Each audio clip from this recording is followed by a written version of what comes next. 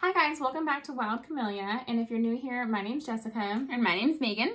And we're two homeschooling mamas and sisters. I have a soon-to-be first grader and fifth grader. And I have a soon-to-be first grader and fourth grader. And today we're going to be discussing our 2024-2025 first grader homeschool picks. We both have first graders, so we're going to be doing this video together.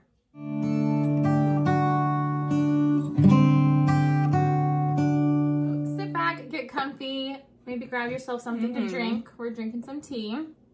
So we did just want to mention that a lot of our curriculum picks are the same. Yes. But sometimes we use them differently, or our student is a little different. So we did just want to mention that real quick. Yeah. But I think we're going to start off with language arts. Yeah. And we're both currently using language arts level 1 from Christian Light Education. We're currently working our way through this, and so we'll continue this next year also. Yeah, so we stopped like halfway through, so we'll pick it back up. And this is the light unit. This is what the student works in. This is all like the workbook pages. And then you also get a teacher guide. Yes, so we love Christian Light Education, language arts specifically. We feel like it covers everything that needs to be covered for language arts. Yeah. And there's nothing really missing so far that we can tell. It has penmanship, there's spelling words in there, quizzes and tests, so you can see where your child is at or what they're struggling with, what they need help with.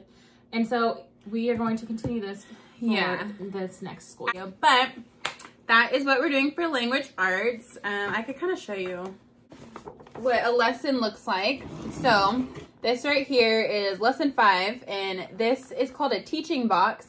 So in your teacher guide, it tells you like everything to read, everything to say, discussion points, how to like review.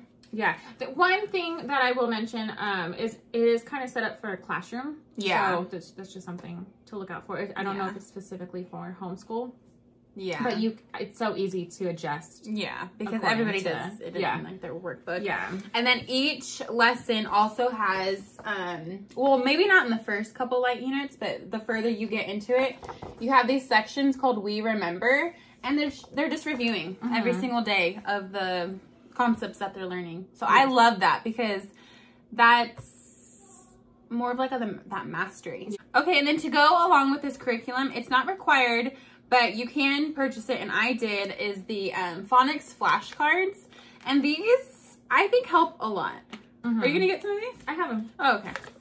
She has them. I have them. I could show you. So, like, they're just, like, the beginning, they're really easy. So, just beginning C spelling. Okay, then let's jump. Vowel sets. Long vowels at the end of a short word. So, they just, like, you look at them, you go over them, and then they read the words on the back. And I don't know, they just like really help a lot with like the concepts. And then you can use these all the way into language arts too. Oh, so you could use these for 2 years. Cool. Yeah. So I like these. Yeah. Okay, so next up we're going to be talking about handwriting. So you go first. Okay, so I chose Patriotic Penmenship, grade 1 for my son. If you guys watched our family group subjects, I discussed that we're doing American history, and I thought this would go perfectly with it. So while I'm reading to them, or we're just, discussing anything, they can write in their little handwriting books. So this is, there's like Bible verses and quotes about patriotism and Benjamin Franklin. So there's a quote from him. So yeah, I just thought this was really cute to go along with our American history. That is cute. Can I take a look at it? Oh, cute. So there's like little sayings that they that they copy. Cute. Yeah, that's super cute. Okay, and then for handwriting for my first grader, I chose A Reason For Handwriting. This is book A. And what they do is this is set up for 4 days a week. And each day, they'll slowly be writing a verse. So on the 4th day, they copy the entire verse. And then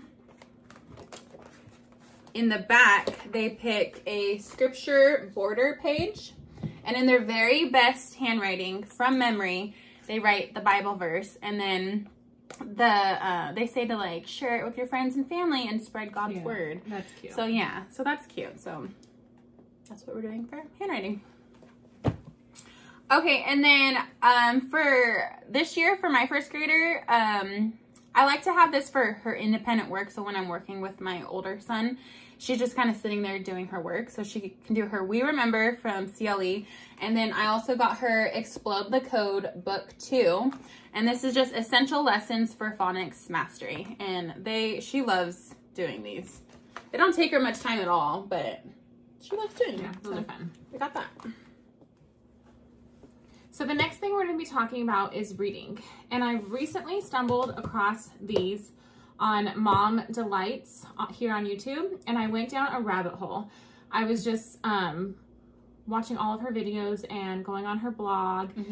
And she was talking about the original McGuffey's Pictorial Eclectic Primer. So these original McGuffeys were originally written in 1836. Yeah. So she was telling me all about these, so I was like, you know what? I'm going to do it too, because she was so passionate about it. I really and I was like, fell in love with these. I want to try that too. So I got the first reader for my first grader. Every kid's different, but she's just strong at reading, so that one I kind of skipped. But these were out of print for how many years? 125 years. I think these were out of print. And our nation learned how to read and spell using these readers. Yeah. And, okay, so what does this say? These books are world-renowned for their teaching of reading through the integration of faith with learning. Yeah, so they're very right there sold. Yeah, they're very evangelical. And they talk about morals and they talk about God. And almost every story I've seen that they have, they talk about it. Usually more in the older readers, but it's a very gentle approach on how to teach your child to read. So this is lesson 2, and as you can see, it's very simple. And how I'm using it is if there's a word that he comes across that he can't read to me, then I got him a little composition notebook, and he writes, he's already been doing it, but he writes the word that he's struggling with, and he says it to me out loud, and usually a couple times he's got it, and then we can move on, or he can read me the story. And one lesson is supposed to take an entire week, but depending on your student, how fast they're going, you can move slower, faster, whatever you need. But so they really get the memorization of reading down really, like the fluency. Good. Yes. And so I've also been reading a book called The 3 R's by Ruth Beechick, and she discussed how children learn how to read and stuff, and it's a very Charlotte Mason approach to reading. Yeah. And so I've never done that before. So we're going to see how this works out. But I got very passionate about these. She did. She sold me on it. So. And then even our other sister who is, she's a homeschooler too. We found her was it the Pictorial Primer? Yeah.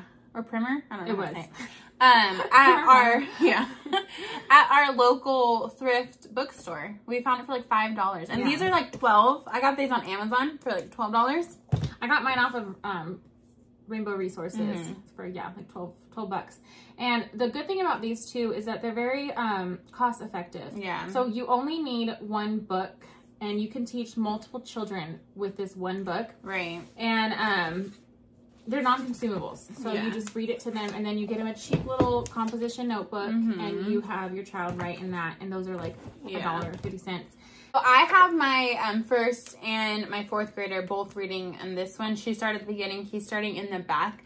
Just for that, because he needs a little bit of help with that fluency, that confidence in reading. So different grades can use the same books. Yeah. So, and these were used in the one-room schoolhouses many, many years ago. And so if you go, I'll leave her YouTube channel below, but if you go to Mom Delights, she talks about these. She has a whole playlist about these if you want to have more information on the original McGuffeys.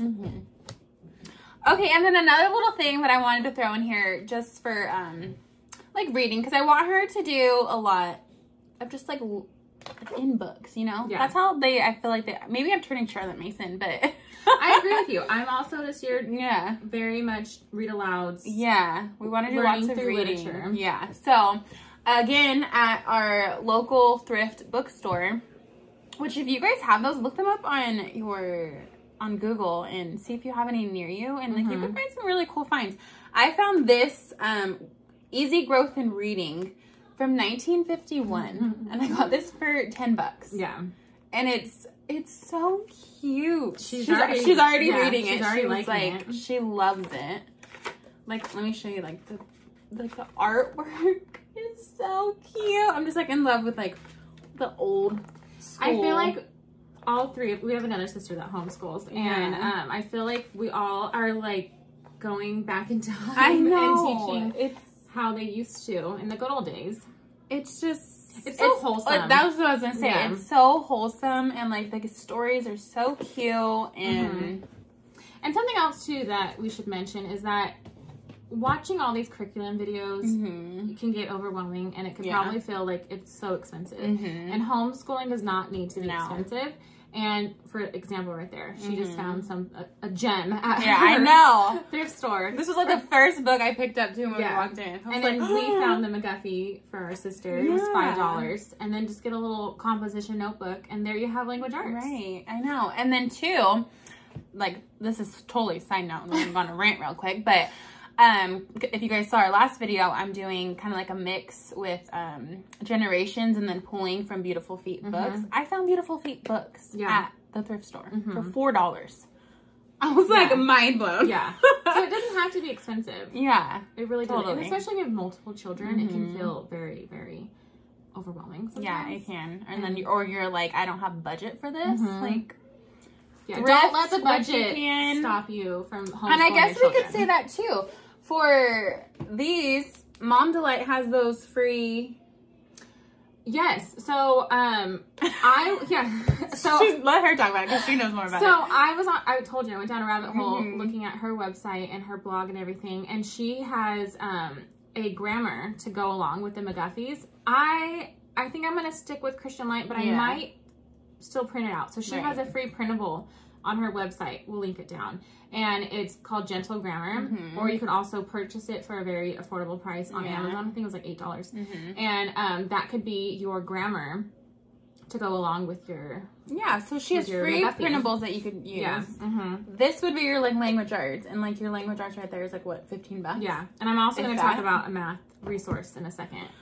So we just wanted to give you guys that if like you're stressing out, if you're on a budget, there's resources available that are free or very low cost. So, okay. So with that being said about the affordable curriculum, Jessica's going to be just talking about this math curriculum. Okay. So on Mom Delight's website, I also found her Wentworth Elementary Arithmetic, and she was talking about consumer math and how we kind of shifted gears a little bit with our new education system, and how a lot of people don't go back to the basics of math, and how percentages, discounts, it's just more math that you use in real life, like on a day-to-day basis. Yes. Yeah. So I printed out, this is free, I printed this out off her website, and I don't know too much about Wentworth thing.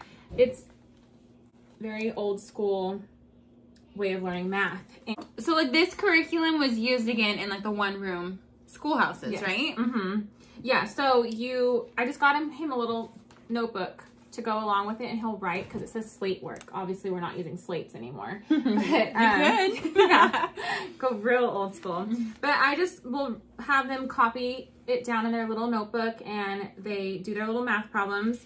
And then there's also mental math that I'll read to them, and they just kind of tell me verbally. And that's just, I feel like it's really important to go back to that mental math and being able to do it in your head. So it's almost like a warm-up in a sense. Yes. So this isn't his main. You do it together. Yeah. It's not his main math curriculum, but also something that I've noticed too is that my daughter wants to do it with him. She wants to be the teacher. Yeah. And she wants to be like, oh no, you do it like this, or and show him, which is also a really good way for her to be learning and retaining information as well. Yeah. So if you are interested in that, I'll have that link down below. Okay, so next up, we both have the same like actual math curriculum. And again, we've talked about this time and time again. It's Apologia, Exploring Mathematics through Creation? With Creation. Exploring Creation with Mathematics. Yeah, I totally got that wrong. But we will be starting this probably a little bit halfway through because we're going to be finishing up level 1. Same. Yeah. With my son. Yeah. We're not completed with level 1, and I'm going to give him a little bit of a break over the summer. He's going to be doing the arithmetic that I just talked about to keep his math skills up to date. But yeah, we'll probably won't start that until probably halfway throughout the school year. But again, we love this curriculum. It's so, again, it's thorough. Yeah. It hits every single type of learner. So hands-on, auditory, visual. I don't know what the other learning style is. But anyway, it is very, like, it's just thorough. Yeah. That's all we have. You know, you guys, if you watched any of our videos, you know we love that one. We love Apologia. Okay, next up we're going to be talking about geography. I got my daughter, this is my first grade geography workbook, and this is just kind of like an intro. It's kind of just like fun games, puzzles. There's some like map skills that you're going to be doing. That was out of frame. Just like color by numbers. I don't know, just cute stuff. Yeah, like you're looking, hockey is a big sport in Canada, so you're coloring the hockey guy. Cute. Capitals. It's just an intro. Yeah. Just like a little fun. Because she loves workbooks. She's my workbook girl. So. Yeah. And then she loves these too. Where you mark every page that you do. And then at the end, we'll like go get ice cream. Yeah. She loves that. Yeah. Okay, so I don't have it yet, but I ordered my first grader map skills for today, grade 1. And that's what we'll be using. That's from Scholastic. We could show. This isn't the right level, but this is my 4th graders. Yeah. But it looks like that. You get those like on Amazon. Yeah. So that hasn't arrived yet, but that's what I'll be doing for geography. Yeah, it's just like map work. Yeah. Okay, and then that is it for our first grade curriculum picks. If you would like to see our group subjects like history, science, and Bible, we also have a video on that. And then just keep an eye out for my 5th grade picks and my 4th grade picks. And then also let us know down below if you guys are doing first grade, what you guys are using, or if you guys have any questions or you guys want any reviews on anything that we talked about today. Yeah. So thank you so much for watching. Thank you.